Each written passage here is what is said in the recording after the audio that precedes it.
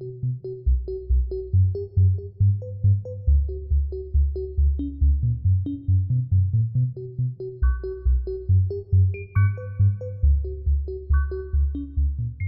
j'espère que tout s'arrangera et qu'on pourra voyager et que je pourrai voilà, repartir dans chez vous, un peu partout et Ben oui, j'espère aussi.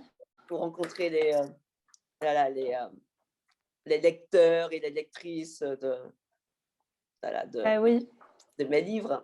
espérons que, que ça va aller vite.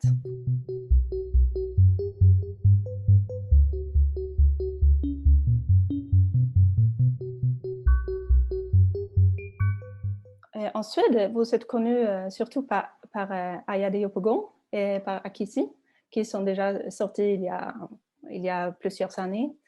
Et Aya vient d'être publié en version intégrale, en 2 tomes, donc ça c'est le premier.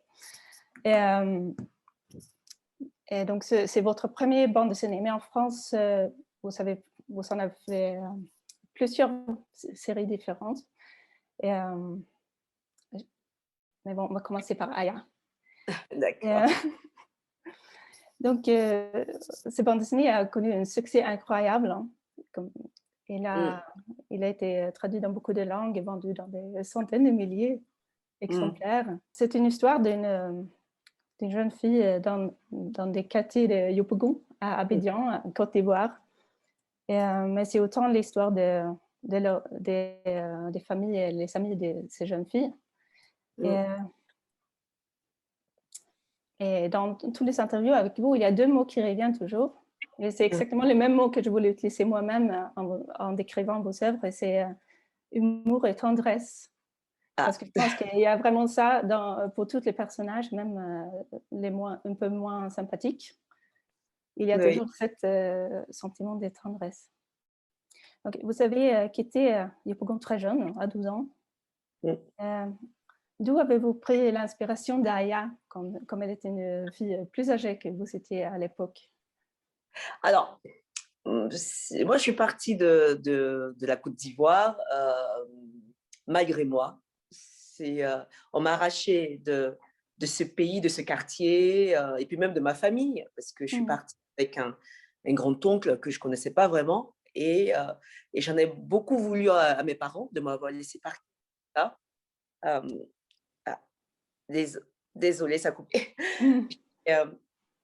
J'en ai beaucoup voulu à mes parents et quand je suis arrivée en France, ici, il fallait que je raconte d'où je venais pour ne pas oublier d'où je venais. C'était très important pour moi de m'accrocher en tout cas à mes souvenirs. J'avais l'impression de les oublier, de disparaître parce que j'étais dans un nouveau pays, il fallait tout redécouvrir et donc j'ai commencé à raconter mon pays, mon enfance, tout ce que je faisais en Côte d'Ivoire et en fait un peu les histoires d'Akissi parce que Akissi c'est vraiment mes bêtises d'enfance et j'ai commencé à raconter aux nouveaux copains que je me faisais parce qu'ils avaient aussi des idées, enfin des préjugés un peu sur l'Afrique. Ils me demandaient est-ce qu'on habitait dans des maisons, est-ce qu'on allait à l'école et est-ce qu'on avait des voitures et je leur disais bah oui, oui. Donc je commençais à raconter en fait mon pays et j'ai beaucoup édulcoré quand vous parlez d'humour les 2 mots. L'autre c'était humour Tendresse. et tendresse. C'est vrai qu'il y a beaucoup de tendresse dans ce que je raconte parce que je pense que je regarde encore l'Afrique avec des yeux, je pense, d'enfant. Et c'est peut-être ça. Et, euh, et donc,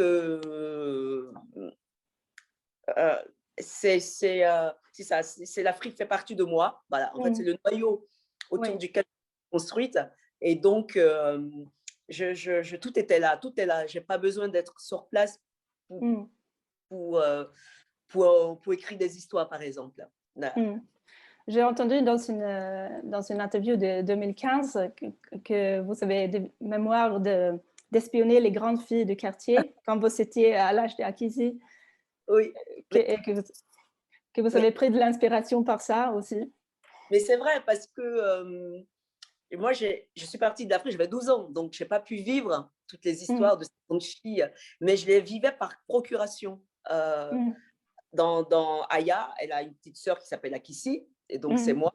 Et c'est vrai que dans ce quartier où j'ai grandi, j'étais une petite peste comme ça qui allait dans toutes les maisons et j'espionnais beaucoup les voisins et en même temps, on était élevés par tout ce quartier. Donc, on pouvait aller manger, dormir chez les uns les autres. Et puis, quand j'étais petite, je disais à ma maman que je voulais devenir, journaliste. Et je disais que comme ça, je pouvais rentrer chez les gens et raconter un peu ce qui se passait chez les gens. Elle m'a dit non, ça, c'était pas du journalisme et qu'on n'a pas le droit de raconter tout ce qui se passe chez les gens. Et donc, j'observais un peu toutes ces grandes filles et les histoires compliquées avec les garçons et puis les parents aussi. C'est peut-être pour ça que je raconte aussi bien ces grandes filles, parce que il y en avait beaucoup qui avaient beaucoup de difficultés, hein, parce que tout n'était pas aussi rose pour toutes ces filles. Et j'ai une tendresse vraiment particulière pour les mamans, pour toutes ces femmes, parce que j'ai vécu leur quotidien. J'étais dans leurs jupons des mamans et je sers leur peine, leur doute, leur espoir, leur envie.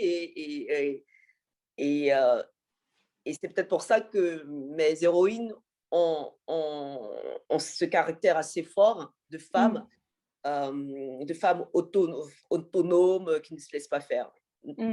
Et d'ailleurs, aussi des enfants assez autonomes, avec une grande liberté de découvrir le monde. Mais ça, moi, c'est mon histoire, cette liberté justement qu'on a enfant, d'avoir tout un quartier pour aire de jeu. C'est magique quand vous grandissez dans un univers comme ça où vous n'avez pas à vous occuper des problèmes d'adultes.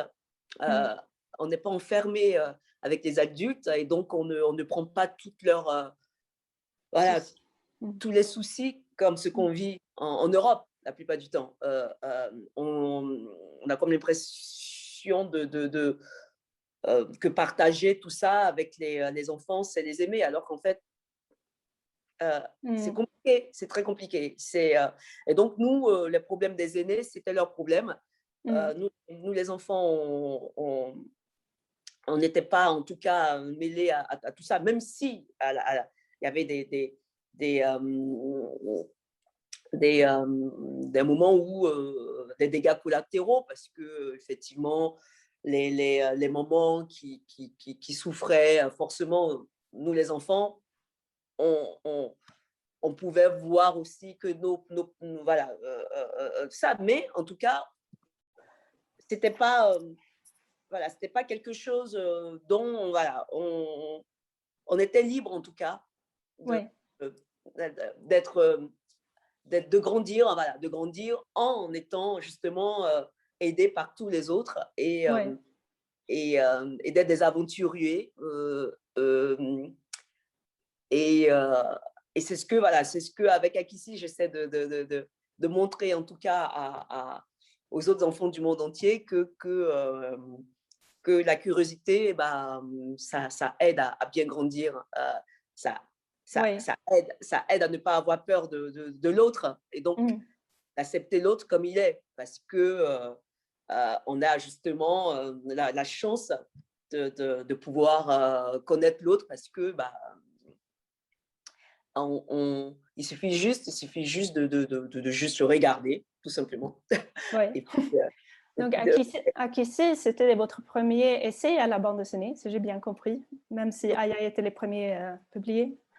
Oui, c'était Akissi, parce que à force de raconter mes histoires d'enfants, il y a un moment, les adultes me disaient d'écrire, hein, de pouvoir en faire quelque chose. Et puis, on m'a présenté Clément Breury, qui est à la base dessinateur jeunesse. Hein. Clément Aya, c'est vraiment sa première bande dessinée, hein, adulte. Et je montrais quelques écrits à Clément. Et c'est vraiment lui qui a eu l'idée de D'accord. faire une bande dessinée. Hein. Moi, je ne sais pas dessiner, donc pour moi, Avant, Aya, c'était proposé comme un roman avant ou, je ne savais même pas quoi en faire. non, Pour moi, non. ça s'adressait aux enfants et aux parents surtout aux parents qui pouvaient lire aussi ces histoires à leurs enfants. Donc, moi, je voyais ça comme une histoire illustrée, en fait. D'accord. Et même pas, enfin, je pensais même pas au dessin. Et c'est Clément, vraiment, Mmh. il m'a dit, écoute, moi, je te vois bien je pense que pour que ça fonctionne, il faut aussi qu'on voit ton quartier, il faut qu'on te voit. Et donc, il m'a demandé des photos de moi, petite. Et donc, il a fait quelques croquis d'Akissi. Et c'est comme ça, c'est parti, cette histoire. Oui. D'accord. Et Clément Oubrerie, c'est votre mari? Oui, non, mais, bon, après, c'est devenu mon mari.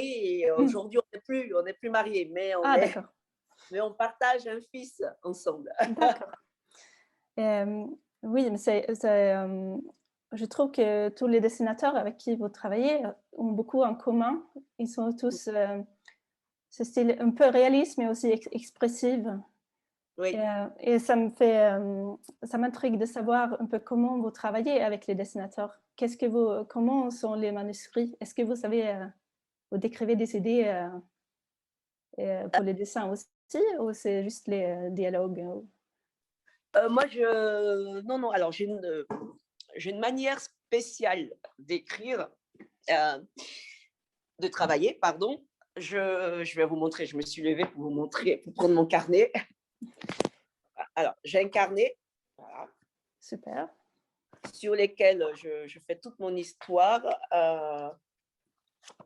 Voilà, je, je fais des, je fais des Ah! petits, voilà,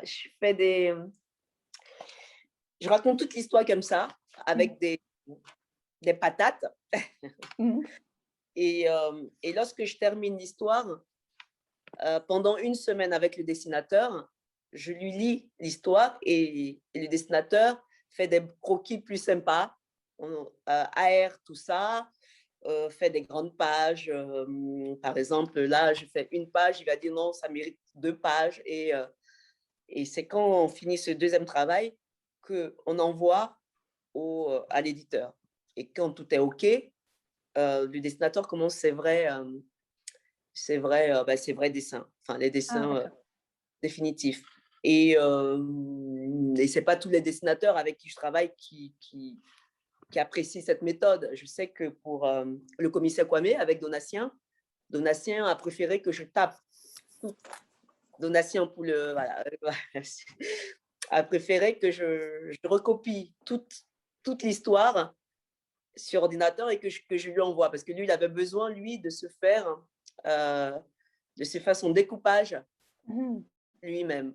Alors qu'avec Clément Aubrerie et Aya, c'était cette méthode-là qui était plus facile pour nous. Pour Akissi, c'est pareil. Mmh. Et Bienvenue aussi, avec Saint-Jean, il a préféré aussi que je tape. Voilà. Mmh. À croire que les jeunes dessinateurs préfèrent euh, Faire euh, le maquette dans ah, l'ordinateur. voilà, voilà. Et, et en fait, ce qui m'intéresse, en fait, avant de travailler avec un dessinateur, je regarde quand même son univers. J'aime bien, enfin, par exemple, Saint-Jean pour Akissi. J'ai jamais vu de dessin d'humain. Non, pardon, Saint-Jean pour Bienvenue, pardon. Euh, je le connaissais parce qu'il faisait des dessins très bizarres de monstres, de l'heroic fantasy, mais en même temps, je trouvais que ces dessins avaient une âme. Et c'était très réaliste, malgré le fait qu'ils ne soient pas des humains normaux. Et puis, je lui ai dit, mais est-ce que j'aime beaucoup ton univers, ton dessin, mais est-ce que tu sais dessiner des vrais gens? Et il m'a dit, bah oui. Et je lui ai dit, bah ok, j'ai un projet, j'aimerais bien voilà, le faire avec toi, voilà, par exemple. Mais, le style de Clément Aubry, j'aime beaucoup. J'aime beaucoup comment il dessine ses personnages parce que il, est, il est fait avec de grands yeux, des yeux ouverts sur le monde. Et quand tout à l'heure, je parlais de curiosité, et, et pour moi, les yeux révèlent beaucoup. Voilà, je suis attirée par les yeux. Euh, je regarde beaucoup, en fait, les gens. Et, et j'ai trouvé que faire des bonhommes avec des yeux ouverts comme ça sur le monde, je trouvais ça, voilà, ça m'a tout de suite intéressée. Et du coup, ça devient encore plus fort quand il y a Monsieur Sissoko qui a les yeux complètement cachés. Fermé là, ça Oui. fait que tout va mal. Oui, mais c'est vrai que les dessins de Clément, ça correspond tellement bien, c'est comme une très bonne fusion. J'aime beaucoup, beaucoup. Merci. Et, donc, comme on parlait déjà un peu de Bienvenue. Oui. Et Bienvenue, c'était une série sur une jeune fille étudiante d'art à Paris, vivant dans une chambre de bonne avec sa cousine. Et son prénom joue un rôle assez important dans cette histoire. Est-ce que le prénom est venu avant l'histoire? En fait, le prénom, c'est bizarre parce que je savais que je voulais qu'elle s'appelle Bienvenue. Je voulais que le titre soit Bienvenue, ce qui est rare quand même dans ce que je fais, parce que la plupart du temps, ça vient soit au milieu ou vraiment à la fin, le titre. Mais Bienvenue, je voulais parce que ce n'est pas qu'un prénom. Ça représente beaucoup pour moi, ce mot Bienvenue. Parce que c'est ma façon à moi de faire un hommage à Paris, la ville, et qui est mon deuxième pays. Je sais que c'est Paris, hein, parce qu'il y a Yopougon, pour moi c'est un pays en soi, et c'est comme Paris. Et malgré le fait que je suis arrivée ici complètement malgré moi,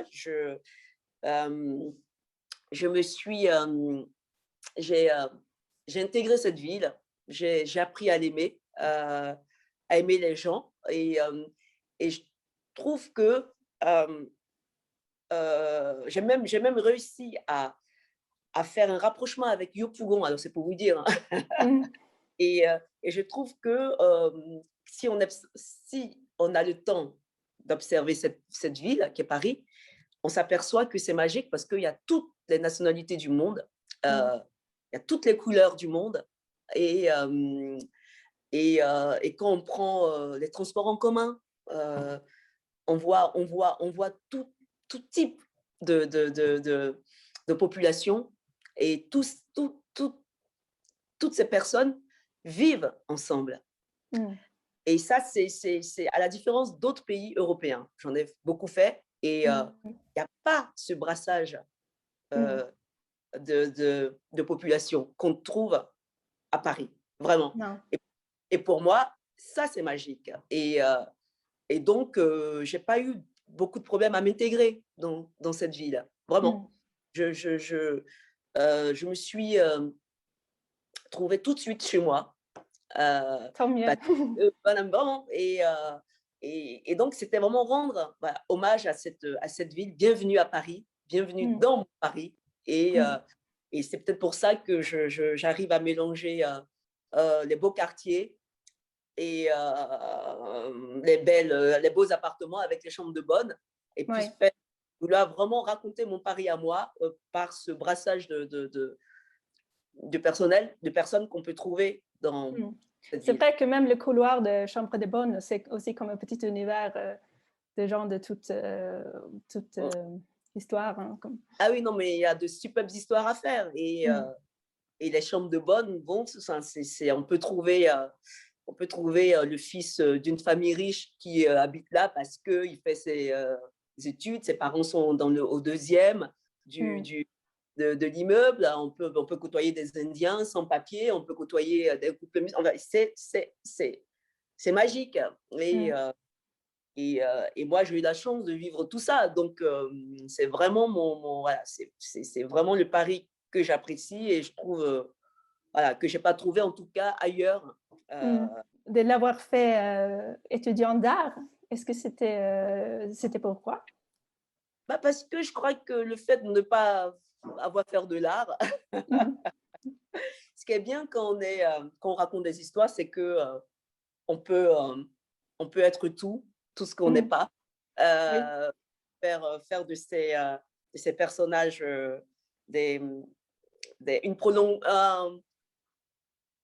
un prolongement de soi ou la personne qu'on aurait bien voulu être. Et Je donc, trouve que... Oui, pardon.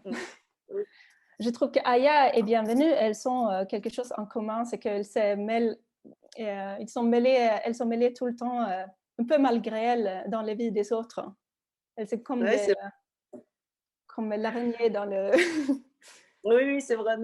Mais alors, ça, je pense que elles ont un peu elles ont quand même quelque chose de moi. Ça vous arrive aussi. Oui, alors Bienvenue me ressemble beaucoup plus qu'Aya. C'est peut-être pour ça que je l'ai faite blonde, parce que mais Aya, c'est pas moi, parce que j'ai pas vécu tout ce que Aya a vécu. Mais c'est vrai que dans sa façon d'être, de s'intéresser aux autres, de ne pas se laisser faire, je pense qu'elle a pris beaucoup aussi de moi, beaucoup aussi de ma mère, parce que j'idéalisais un peu toutes ces femmes, ma mère, ses voisines, les jeunes filles du quartier. Et, je les trouvais assez fortes, belles, modernes, féministes, même si ce mot féministe, voilà, pour moi, c'est dans le bon sens du terme. Être féministe, c'est d'abord avoir le choix. Et cette phase-là, avoir le choix en Afrique, c'est très compliqué quand on est une femme. Et à partir du moment où certaines ont ça, pour moi, voilà, c'est là où le féminisme commence pour moi. Et, et, et, et, et donc, mais par contre, Bienvenue, c'est vraiment moi parce que moi, j'étais étudiante. Pas en art, hein, mais j'étais étudiante à Paris, j'étais dans les chambres de bonne, j'ai eu des problèmes comme beaucoup d'étudiants pour me nourrir, pour se loger. C'est pas facile quand on étudie et qu'on doit aussi travailler à côté. Donc, et forcément, vivre dans ces petites chambres-là, être aussi proche des autres, ben, on ne peut pas ne pas être happé par leurs problèmes. C'est pas possible. Forcément, il y a un moment, on est obligé de participer, qu'on le veuille ou pas. Et puis moi, je viens encore d'un quartier où on vit avec les autres. Donc, les problèmes des autres sont aussi les nôtres. Parce que tout le monde se connaît. Quand ça gueule dans une maison, tout le monde sait. Moi, je sais que ma mère il y avait beaucoup de jeunes femmes, de mamans qui venaient la voir pour lui raconter leurs problèmes. Donc, voilà, moi, j'ai vécu dans un pays, dans un quartier où quand quelqu'un se fait agresser, tout le monde y va. Ouais. Quand quelqu'un crie au voleur, c'est 12 000 personnes qui sortent et qui vont l'aider.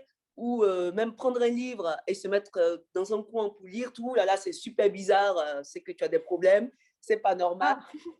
Il faut il faut que tu sois avec les autres, il faut, voilà, on ne peut pas te laisser seule, on ne peut pas. Et du coup, je viens dans un pays, je viens à Paris, donc forcément, les autres m'intéressent. C'est pas possible. D'ailleurs, quand je suis arrivée à l'époque à Paris, dans ce quartier, on était dans un immeuble et nous, on était au 5e ou je sais pas, 7e étage. Et j'étais tellement triste d'être dans cet immeuble, dans cet appartement, de ne pas voir les gens. En fait, ce qui me dérangeait, je trouvais ça incroyable. On ne voyait pas les voisins. Et mon rêve, c'était d'entrer chez les Français et de voir comment les gens vivent, et ça, c'était quelque chose d'assez difficile pour moi qui arrivais d'un quartier où la solitude en commun, c'était ça. Oui. Et c'était à l'époque quand vous vivez avec votre frère et un oncle. Et mon oncle. Et je faisais tout pour voilà, pour voir les gens. Et donc, oui, c'est un peu normal peut-être que voilà, que mes héroïnes là s'intéressent aux gens parce que pour moi Parce que c'est intéressant. oui, sinon qu'est-ce que la vie serait triste? Vous vous rendez compte que dans son coin à se regarder le nombril.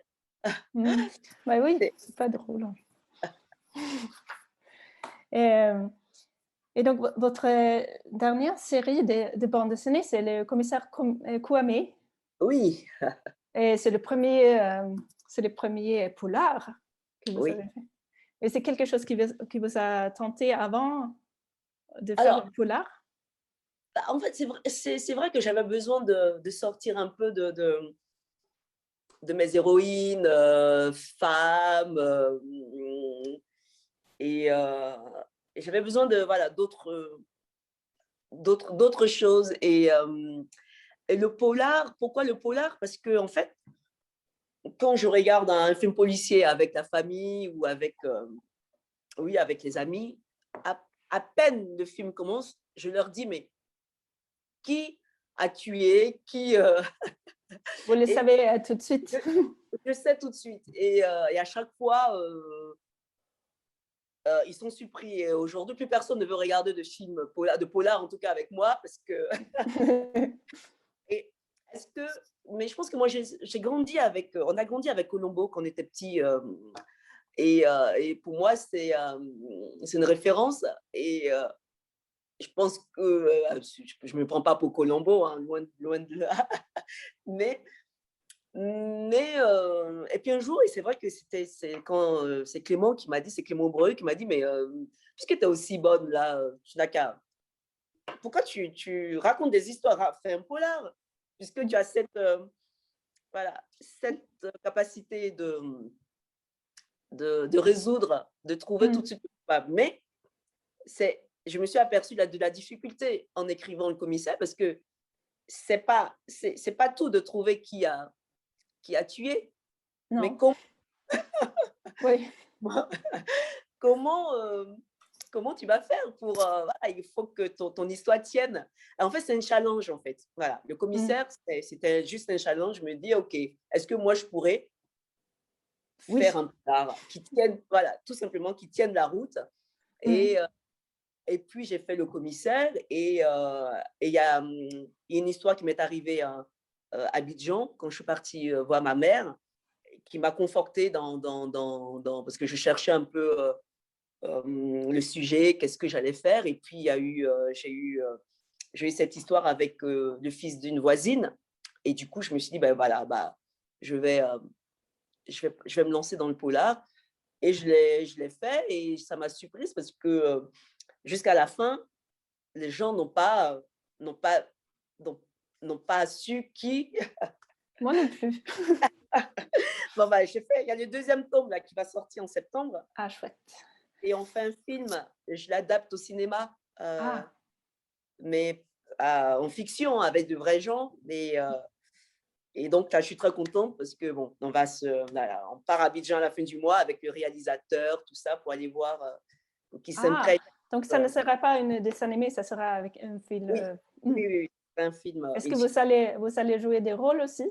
Ah non, Comme non. dans Aya, vous faites la voix de Fanta, Oui, je sa fais la mère. voix de ça. Dans Le Chat du rabbin, j'ai fait l'africaine.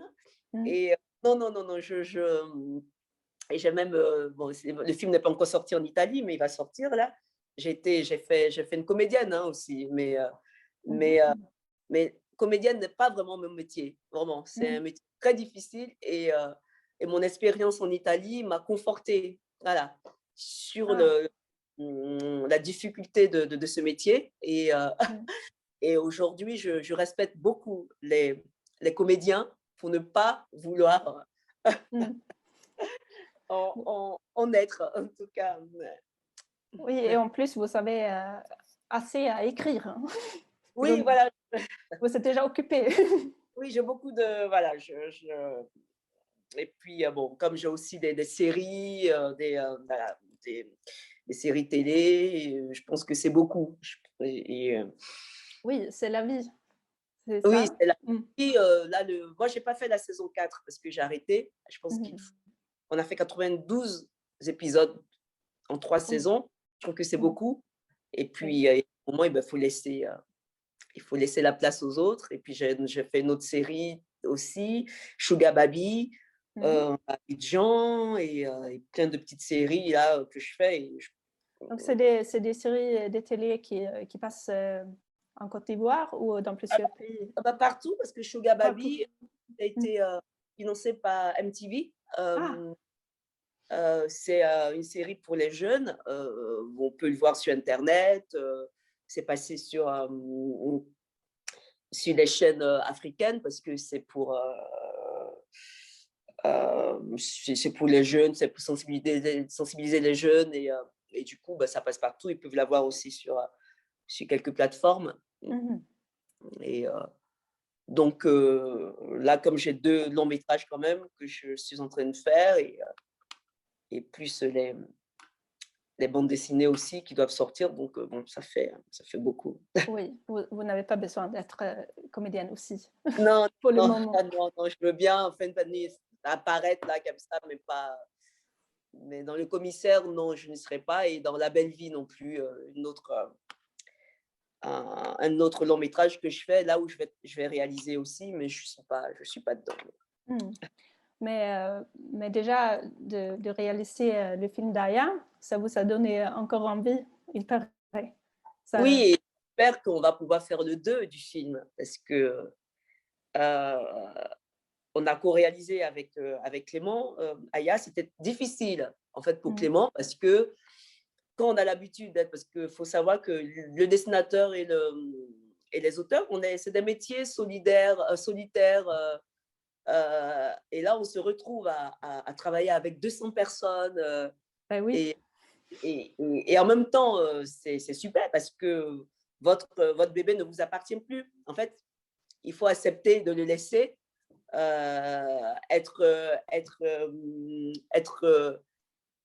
être mis quand même, en valeur par d'autres personnes Mmh, dans leur métier et Clément, par contre, lui, il a vraiment dirigé toute l'animation et ça, c'était difficile pour lui.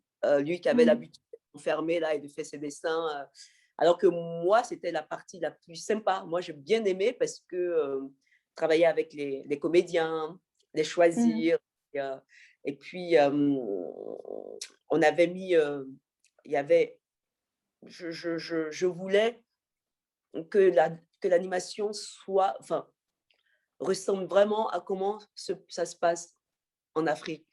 Les femmes mmh, africaines ont une manière de marcher qui n'est pas la même que les mmh, européennes, par exemple. Et, il fallait que ça se voit dans l'animation. Donc, on a filmé toutes les scènes sur place. sur place. On s'est Mmh, filmé, moi, par exemple, on se bat, les filles, on a filmé les marches, on a tout filmé. Et ce qui est bien, c'est que j'ai des vidéos de tout ça, et ces vidéos, on a donné, c'est ce qu'on a donné aux animateurs.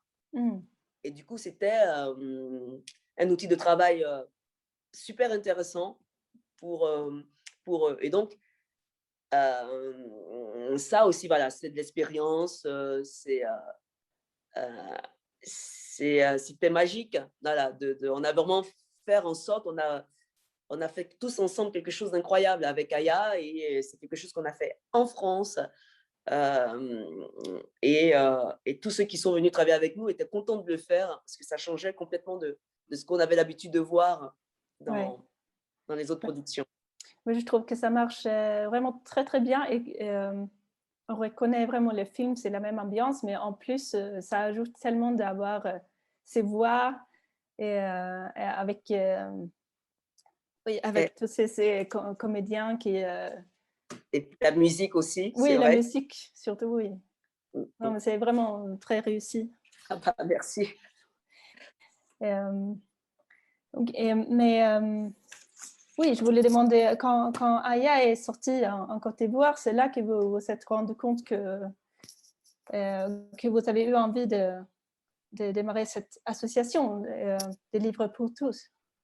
Oui, l'association, c'était,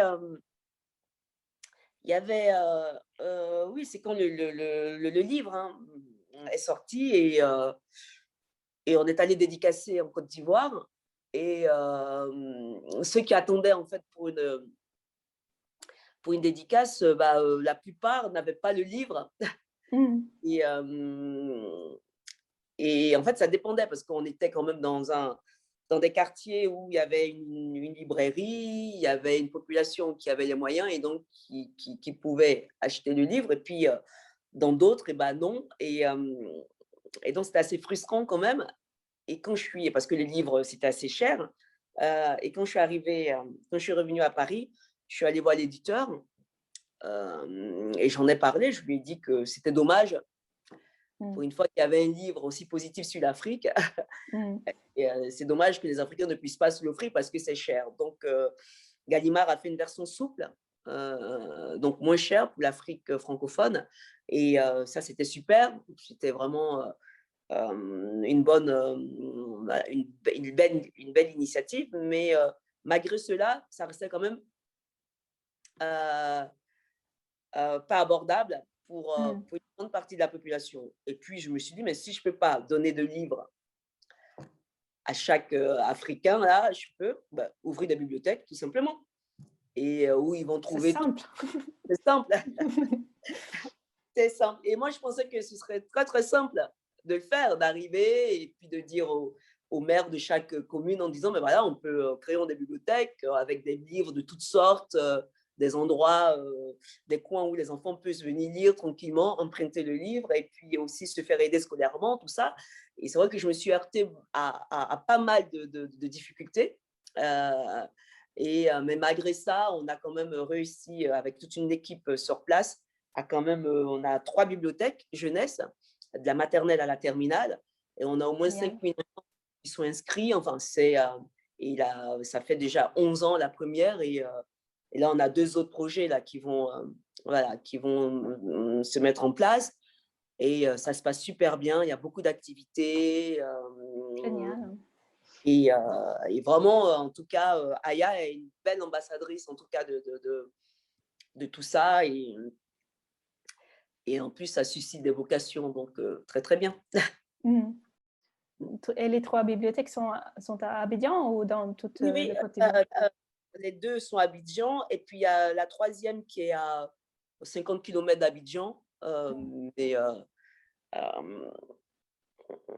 et les 2 autres qui vont arriver, là, c'est dans la grande banlieue d'Abidjan aussi. Et Donc, vous y allez souvent pour suivre? oui,